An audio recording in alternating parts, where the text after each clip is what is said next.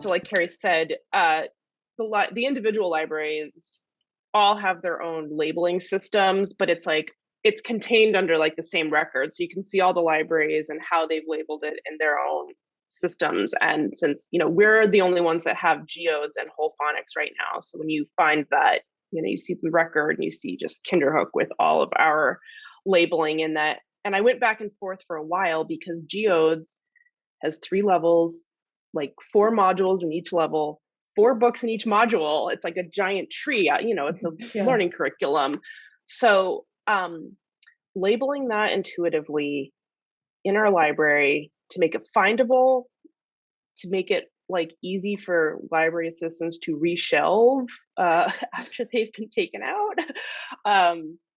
That was the biggest struggle. And we actually ended up keeping the geodes. They come in little like folios, cardboard folios. We actually ended up just keeping the books in there and putting them on the shelves like that. And I went through thousands and thousands of spine labels because I labeled every single book.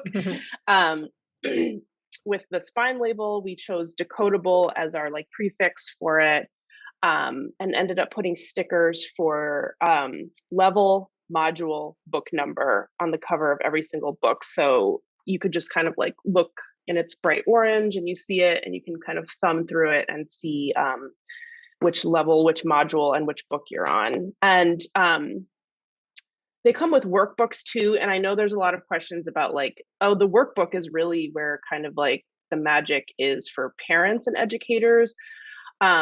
Like I said, I come from an academic background. So like the idea of like a reserve collection is very normal to me. So we just keep that as like a reference material, like does not circulate.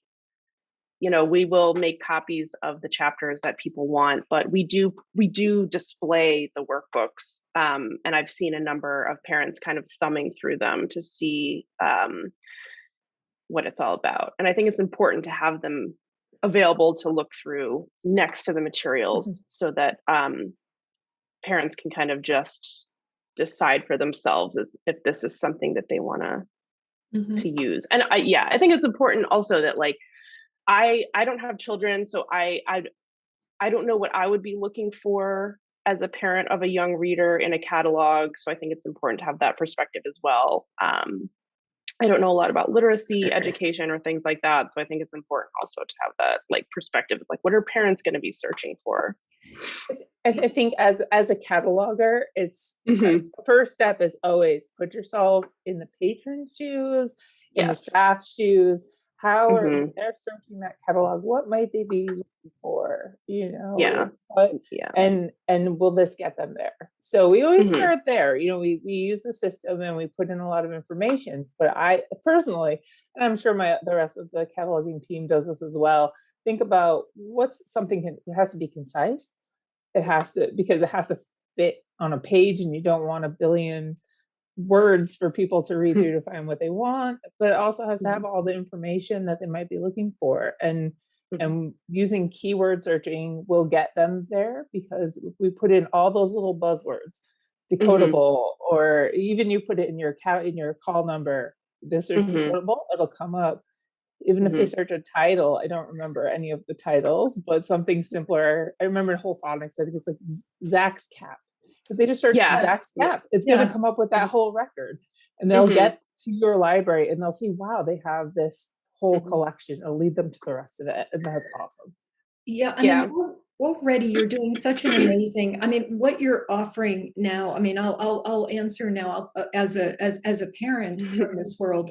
Part of the reason that we started working with libraries is, it just over the years, when for those of us who had kids that struggled to read, eventually when they got the right reading instruction, they would practice with connected text or ideally decodable books. And often all over the world, we'll go to the library. Do you carry decodable books? And librarians wouldn't know what we mean to be able to have a parent say, hey, my kid in school that they're working with the reading specialist or their teacher, and they're having some challenges learning to read. This is the curriculum, this is the curriculum, this is the scope and sequence, of the program they're using, and do you have any of those books? The fact that you can say yes, and here's the workbooks that will have the scope and sequence if you're not aware, or go ask the reading teacher or your the general ed, whoever is working with your child. So already you're providing a great service. And for early readers, I like to go into bookstores and libraries sometimes, because I spent so much time when my daughter was young, and when I was realizing, that things were just hard, that reading was harder for her. And I look in the early literacy section, and now I'm able to go to that section wearing more of a literacy hat, because I've been in this world, and I look at some of these books, and whether they're predictable texts that are just telling stories with pictures, which has a purpose. But if your child is really, you're working on the instructional component, you want them to learn to read, or you look at these books and they are considered early readers, but most of the words the kids just can't pronounce. And for me, that was where I was always stuck, because I just wanted to find something that my daughter could read. And even now that you're starting to offer these decodables to the community, and whole phonics is just great. We work so closely with that author. She comes through this area a lot. I'm sure she would be thrilled to stop in and do a programming, or just be there for parents. But some of the books are even, we're, as an organization, we were working really closely with, a lot of people know it as the IC-SAM, the beginning reading instruction books. And the reason that we got behind those is because you can access the files online for free, but also with the books themselves, parents can work with their kids. The program itself, it starts with, say the sound, read the word. So even though it starts very, very early, it goes all the way through to beginning reading instruction, advanced reading instruction. So there's, parents are able to just, anybody who wants to read with the kid can use them. But to get back to your collection and talking about buzzwords, or parents walking in, I mean, I think it's such a service to have these books, because most of us aren't taught, even though you look back and it seems so intuitive to start at the very beginning with the most basic, consonant sounds and consonant sounds. Most of the books are not set up that way. And once you realize that these tools are available, or it really is a great service that you could offer to the community. And there's lots of ways you can learn, or we can certainly help you to provide outreach, or to help parents learn how to use these books more. And there's more of a homeschool community now too, and especially I think in in your area, I'm sure you have a large homeschool community like here. So I mean, I just can't say enough about the service that you are offering the families that you're helping, that are going to go into your library and have answers, have recommendations, or to be able to know that your system is able to, that within your system you can search these books and you're going to be able to make some recommendations or lead them in the right direction, is really just so wonderful. And so with that, tell us about the community, about the reaction. What's the reaction been? Sure. Yeah. So we didn't make any large announcements. It took me a couple, I want to say weeks, but it was over a month to get everything entered in after the records were created. And that was just like, I mean, it wasn't difficult. It was just like for hours a day. But once everything was like set up and ready and it was displayed, we have a giant sign that just says, "What are decodable books?" right next to the, like, when you first round the corner to where they are, there's just a giant sign that says, "What are decodable books?" And we kind of did that on purpose to be eye-catching. Is like, this is a, I don't want to say special collection, but it is kind of a special collection for us. And way more people than I thought, just from wandering in and like looking for other children's books have asked questions about it, have checked books out. We had people like Annalee, our director, went to one of the school board meetings in July and made a big announcement about it. We have this big collection, and there was actually a reporter there whose brother was had reading difficulties growing up. So she had a very personal connection to kind of other ways to learn how to read, and called Annalee and did an interview with her about the collection, and it was in our local newspaper. We had other people who heard word of mouth who wanted to make donations to the collection. So this is wonderful for us because we can make it sustainable. We can add to it every year now instead of just having this one big lump sum at the beginning. And the like people who don't even have kids in the school system anymore, people who have grown children who have moved on. So the feedback has been really great. We still haven't made any huge announcements. Now that the school year is kind of cooking, I think our hope is that we would love to get the school more involved, I would say. We do have a board member who's a teacher in the school. And we think that there's kind of endless possibilities there for collaborations between us and the school. But even outside of our area, as Kerri said, we are a system of 66 libraries, and we, I think, are like at the northernmost tip of the system. We have Columbia County, parts of Dutchess, parts of Ulster County. It's a very wide stretching system with lots of different communities. I mean, we're more rural, but you get down to Poughkeepsie, you get more urban, you've got parts of Ulster County as well. So, I mean, we are prepared to lend these collections through to our interlibrary loan system. We decided, yes, that these would be shareable resources. We got 6 copies of each book. So we've entered in 2 copies of each book to start. So we have like 4 backups in case, it gets more popular or, God forbid we lose one. Which will happen because it is a public library, let's be honest. So, and again, to bring it back to Jen, she's been, our loudest and most helpful advocate for this collection too. She's really spread the word. She's a really good educator. She's educated me on a lot of things, our library on so many things. So I think that she's really been outside of, us kind of going out in the community and saying, this is what we have. I think she's been like our next most important, if not the most important advocate for this collection. I think our next job is to we've had a couple of other libraries from our system reach out to us and ask questions too. We've had like Beekman has reached out and said like, hey, what's up with this? Like, we're interested. So I think that having other libraries from the system ask questions about it has been super validating as well, because we can answer these questions now because we've done it. So, and like the records exist in the catalog now. So that hurdle might be one less barrier that they'd have to go through to get it, because those records already exist.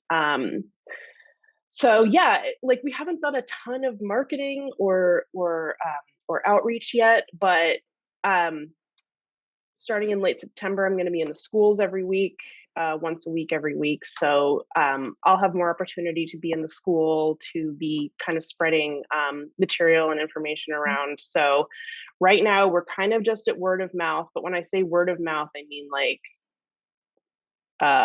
like we've been in the local paper, we've been at the school board meetings, yeah, it's getting around, but we're also a very small library and a small team. So we want to make sure that like things are sustainable for us too. And so far it is. So yeah, we're really pleased with the feedback that we've gotten and the fact that families have just wandered in and checked books out and we're like, I don't know who you are, but I'm glad that you're here. So, we're a small community, so we see the same faces over and over again. So it's nice to see new faces that we don't know who are coming in to check stuff out. So yeah, it's been really good. Yeah, that's just amazing. So, Mhm. what more would you like to do to help families of early and Mhm. striving readers? Yeah, I think our next plan is that so we had put aside a whole suite of copies of the geodes, and with the thought that we would have like a learning library in the Mhm. library where tutors could come. And I think we've actually had some reading tutors reach out and say like, could we do tutoring there? And we would love that so much, if we could be like a learning, like a hub for that sort of Mhm. thing. Like you can tutor here. We do have some tutors kind of come in and out, but we would like to develop a like this learning, non-circulating learning library, or maybe circulating. I don't know. There's a lot of complexities with both. Um, Learning library, kind of with geodes at the forefront of that because it's the biggest collection, that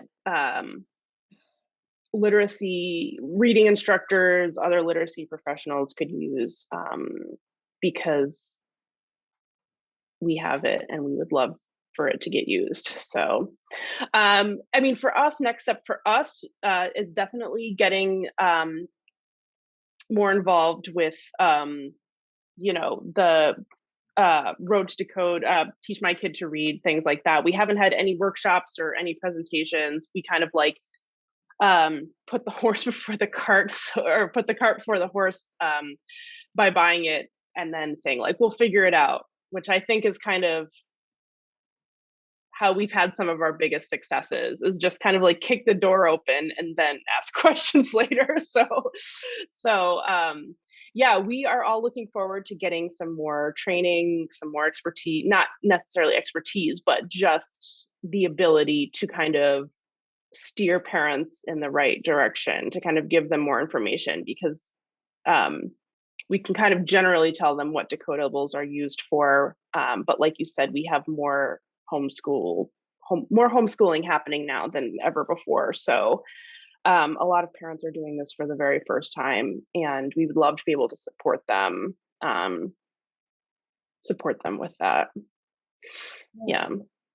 Yeah, Mhm. excellent. And I know it is funny that you're the library world, the publishing world. I mean, resources are resources and in content, they're integral, and of course you need to know where everything fits and how to use them. But you took this amazing step, and I wish I would have driven from Albany to the Kinderhook Library if I knew you had decodables early on, and we would have been making a lot of noise about it, those of us who either had to buy them Mhm. ourselves, or sometimes people even have to buy them and donate them to classrooms. And we see libraries carrying decodables as an issue of equitable access. So Mhm. you're doing so much. And finally, are there any other comments either of you have about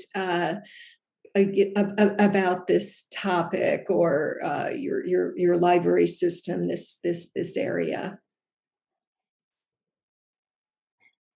I think, I guess I'm just, it's very eye-opening for me because I didn't realize like how much of a demand there was for this sort of material. Um, just from people coming in and letting us know, like, we're so happy that you have this. I wish that I had had this growing up learning to read. I think that it's also important to like tell people that like this is for everyone. Like everyone has to learn how to read at some point, and it's not just for folks who are having difficulties in like the more traditional mainstream ways. It's for everyone. So um I think that this is like a really fresh new learning experience, for me as well. I just didn't realize the scope of it, and as I am, it's just becoming more and more amazing, to meet all these new people who are advocating for these collections. I think we're just really happy and thankful that we can that we can do this and we can share it. We hope to share it with as many people as possible. So, yeah. Absolutely.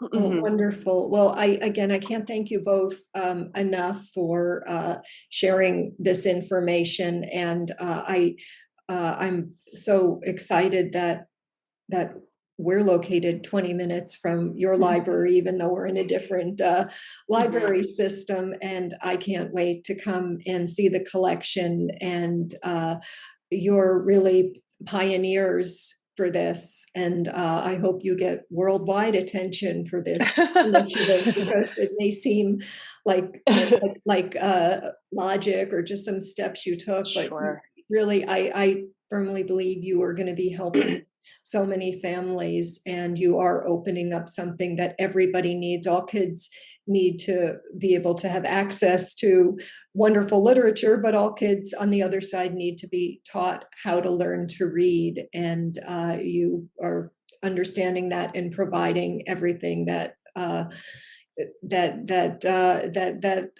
children need to become skilled readers, and ideally even the bonus, love reading. So thank you both for such amazing work and sharing your knowledge. Yeah.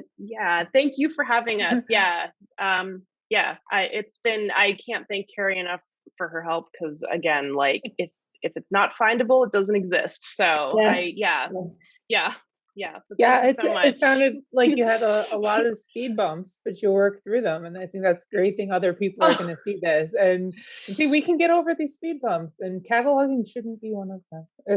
We're here to support all the initiatives of our libraries, and we love to do it. And I hope people can work with their systems and getting these things accessible to their patrons. Me too. So thank you both. I'm going to stop the recording. Yes, thank you. Okay, thank you.